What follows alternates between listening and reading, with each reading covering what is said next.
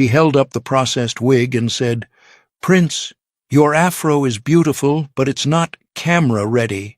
Let me give you something sleeker for the Grammys."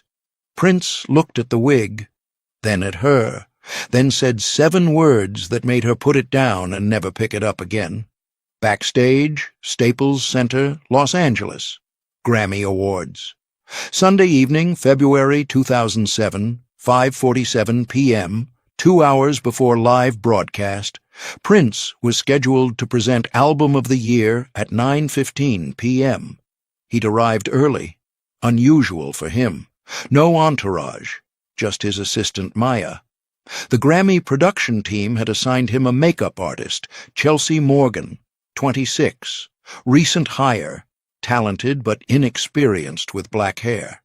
She'd worked Grammys before, always with pop stars, country singers, actors, never with Prince, never with natural black hair. 5:52 p.m. Prince's dressing room. Prince sat in the makeup chair, black suit perfectly tailored, white shirt, crisp, no tie yet. His natural afro, full, textured, about 4 inches high. Chelsea was setting up her station, brushes, products, hairspray, and a wig box closed on the counter. She was nervous. This was Prince, one of the biggest names in music, and she'd been told by the production coordinator, "Make him camera ready. HD cameras are brutal. Everything has to be perfect." Chelsea started with makeup, foundation, powder, light contouring. Prince sat quietly, eyes closed, didn't speak. After 15 minutes, Chelsea stepped back. "Okay, your skin looks great. Now, let's talk about hair." Prince opened his eyes. "What about it?" "Well, your afro is beautiful." "Really? But—" She hesitated. "But what?" "HD cameras pick up every texture, every strand. Natural hair can look unpolished, especially under stage lights." Prince looked at her in the mirror. "Unpolished? I don't mean it in a bad way, I just mean—" She pulled out the wig box, opened it. Inside, a processed, slicked-back wig. Think James Brown in the 1960s. Shiny, smooth, camera perfect. This is what most performers wear for big broadcasts. It photographs better, looks sleeker, more professional. Prince stared at the wig. Chelsea continued, "I brought a few options. This one matches your hair color. It'll take 5 minutes to apply. Nobody will know it's not your real hair. And on camera, you'll look white." Silence. Chelsea froze. What? "That wig makes me look white, or like I'm trying to." "No, that's not— I just thought—" "You thought my natural hair isn't good enough for the Grammys." Chelsea's face went red. "Prince, I swear I didn't mean it like that. I just wanted you to look your best." Prince turned in the chair, looked directly at her. "Do you know why I wear my hair like this?"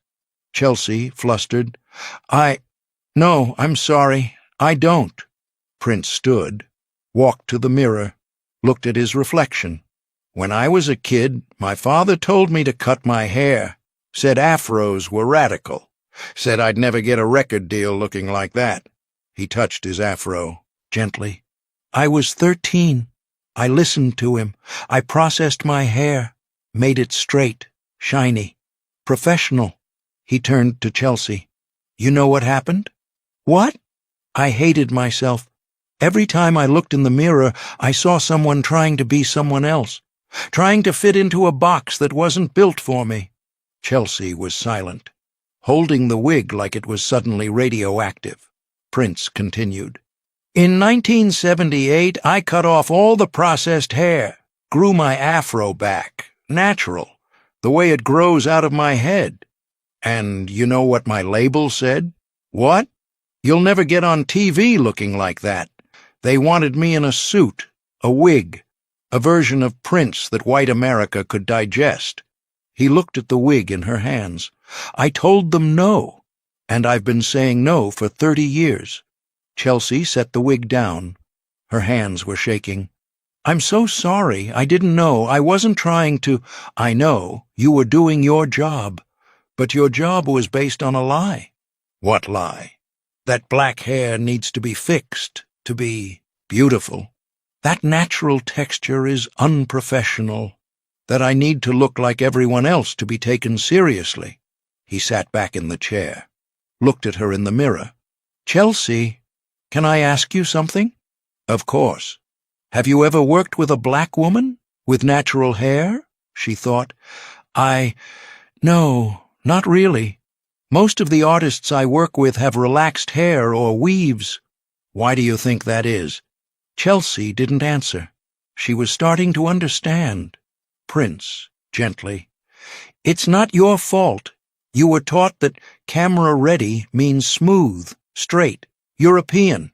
But that's not reality. That's just what the industry decided to sell.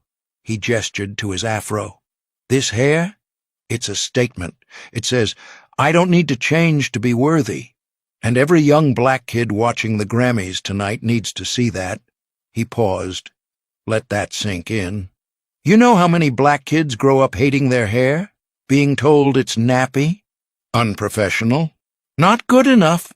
They spend thousands of dollars relaxing it, burning their scalps, damaging their hair, all because someone told them natural wasn't beautiful.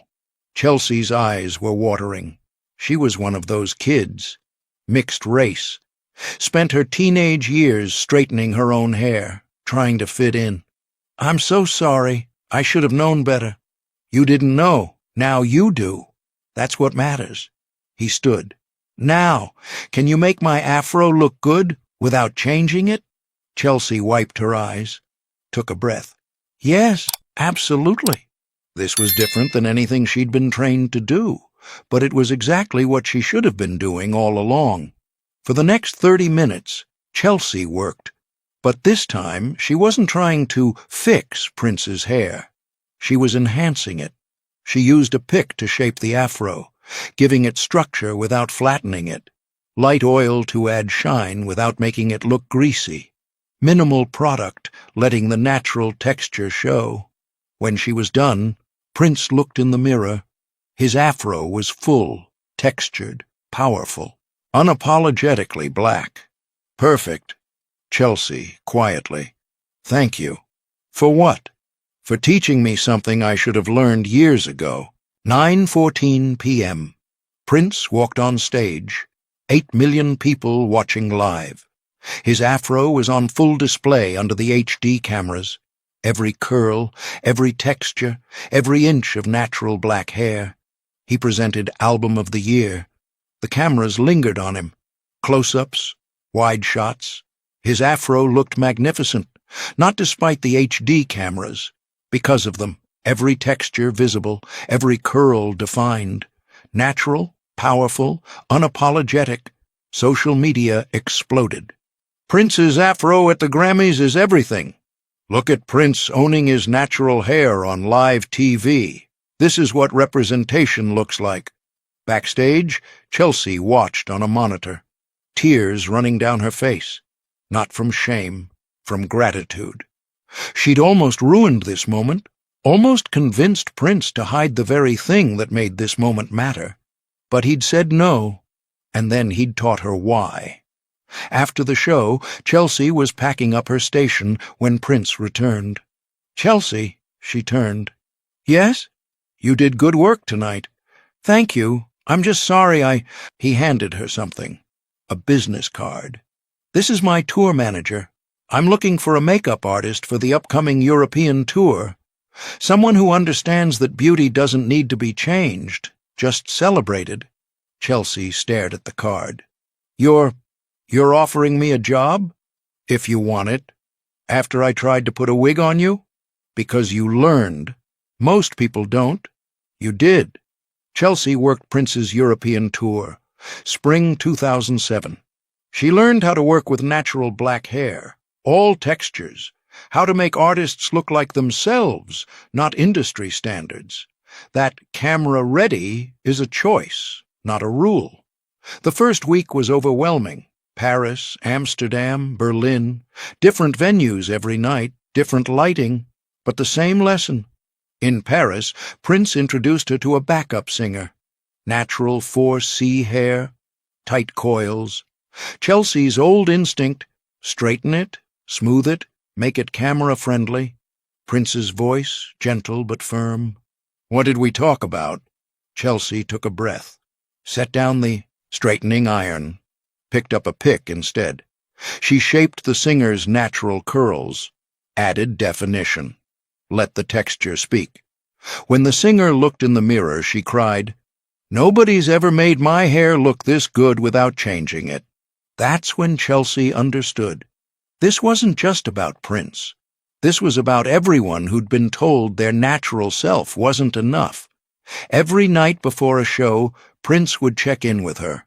"Chelsea, remember what we talked about?" "Yes, celebrate, don't change." "Good." By the end of the tour, Chelsea had worked with dozens of artists. Different hair types, different skin tones, different ideas of beauty. But the lesson was always the same. Your natural self is enough. On the final night in London, Prince pulled her aside. "You've grown. I'm proud of you. You gave me a chance I didn't deserve. You deserved it the moment you listened." April 21st, 2016. Prince Rogers Nelson died at Paisley Park. 57 years old. Chelsea, now 35, a successful celebrity makeup artist, posted on Instagram a photo of Prince at the 2007 Grammys, his afro in full glory. Caption: "In 2007, I tried to put a wig on Prince. He said no. Then he taught me why. He said, 'Black hair doesn't need to be fixed. It needs to be seen.' That conversation changed my career, changed my life. I've spent the last 9 years making sure every black artist I work with knows, your natural hair is beautiful. Your natural self is enough. Thank you, Prince, for the lesson, for the grace, for trusting me after I got it so wrong. Rest in power." The post, 2.7 million likes, 847,000 shares. 2019, Chelsea launched Natural Ready, a makeup and hair product line specifically for natural black hair.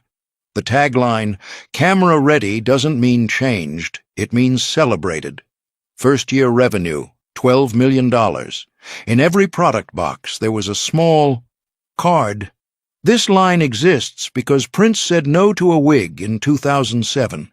He taught me that natural beauty doesn't need permission. It just needs to be seen. Chelsea Morgan. 2023. Chelsea was interviewed by Essence magazine. What was the biggest lesson Prince taught you? Chelsea. That my job isn't to make people look like everyone else. It's to make them look like the most powerful version of themselves. For Prince, that was his natural afro. For others, it might be something else. But the principle is the same. Beauty is personal, not industrial. Do you still have the wig? I do. I keep it in my office, not as a reminder of my mistake, as a reminder of what happens when you listen instead of assume. She stood, walked to her desk, opened a drawer, pulled out the wig, still in its box, untouched since 2007. I look at this every day, and I remember what Prince said. You thought my natural hair isn't good enough for the Grammys? That question haunted me, because he was right. I'd been taught that natural black hair needed to be managed, controlled, changed. Prince taught me it needed to be celebrated. What would you say to Prince now? Chelsea paused. Tears filled her eyes. Thank you for saying no. Thank you for teaching me. And thank you for trusting that I could do better. You didn't have to give me that second chance, but you did. And I've spent every day since trying to earn it. She wiped her eyes. Prince could have fired me that night, could have complained to the producers, could have made sure I never worked another Grammy. Instead, he hired me, taught me, believed I could grow. That's grace. That's who he was. The interviewer. Natural Ready has become one of the most successful natural hair brands in the country. 12 million in year one, 40 million projected this year. That's remarkable. It's not about the money, it's about the mission. Every product we make says, "You don't need to change. You're already enough." That's Prince's message. I'm just amplifying it. You've said before that this brand wouldn't exist without that conversation backstage in 2007. It wouldn't. I was on a path to spend my entire career telling black artists to change themselves. Prince stopped that. He showed me that my job wasn't to make people fit the camera. It was to make the camera fit people. She held up the wig. This wig represents everything Prince fought against. The idea that black people need to look a certain way to be accepted, to be professional, to be worthy. He spent 50 years saying no to that. And when I tried to make him part of that system, he didn't shame me. He educated me. And now? Now I get to pass that education forward. Every makeup artist who works for Natural Ready goes through training. Not just on products, on history, on understanding why representation matters, on knowing that when you tell someone their natural hair is beautiful, you're not just giving a compliment, you're giving permission. Permission? Permission to be themselves in an industry that spent 100 years telling them they're not enough. Chelsea put the wig back in the drawer, closed it. That's Prince's legacy in my life, not just a product line. Not just a career, a completely different understanding of what beauty means. And who gets to define it? She looked at the photo on her wall. Prince. 2007 Grammys. Afro in full glory. Every young black kid watching that night saw Prince say, "You don't need to change. You're already perfect." That's worth more than any product I'll ever sell.